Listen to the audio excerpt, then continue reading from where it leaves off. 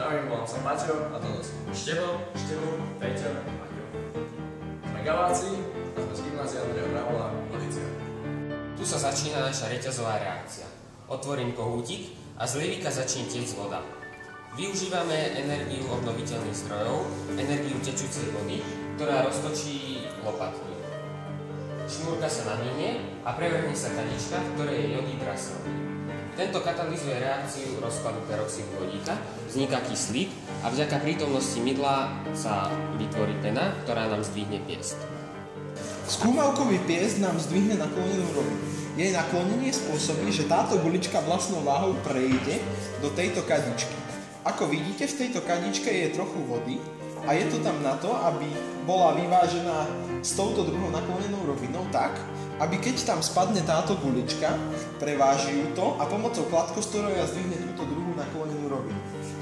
To donúti druhú guličku, aby znova vlastnou váhou prešla po tejto naklonenej rovine do tunela a keď prejde cez tunel, zhodila domino. Posledný článok domina zhodí tyčový magnet, ktorý uvoľní skúmavku s etanolom. Etanol sa vyleje do roztoku oxidu manganistého, čo vytvorí plameň. Oxid manganisty sme získali z mesov kyseliny sírovej a manganistanu draselného. Plameň, ktorý týmto vznikne, prepáli nylonové vlákno a uvedie kyvadlo do pohybu. Na základe rovnosti polov medzi magnetom, ktorý je zavesený na kyvadle, a magnetom, ktorý je prichytený na tyči, získame efekt, že magnet spadne a uvoľní jemnú poistku.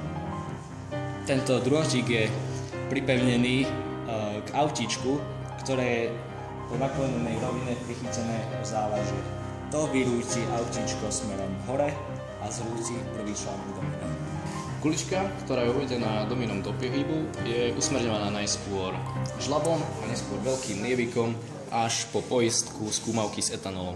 Tento etanol sa nám opäť vyleje do misky, v ktorej sa bude nachádzať oxid manganisty a teda si vytvoríme plameň.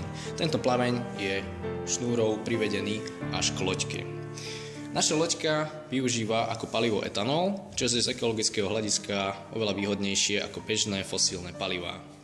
Plameň, ktorý nám tu bude vznikať, bude zohrievať medenú špirálu, v ktorej sa nachádza voda. Táto voda nám tryskou bude vychádzať von a teda na základe reaktívneho pohybu sa loďka uvedie do pohybu.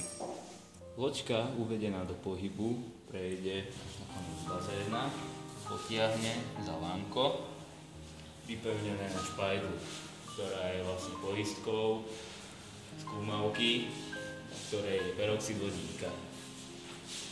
Keď teda sa za špajdu potiahne, skúmavka s peroxidom vodíka sa vyleje do lievika, ďalej pokračuje rozvodný až do kuželových baniek, ktorý sa nachádza burel.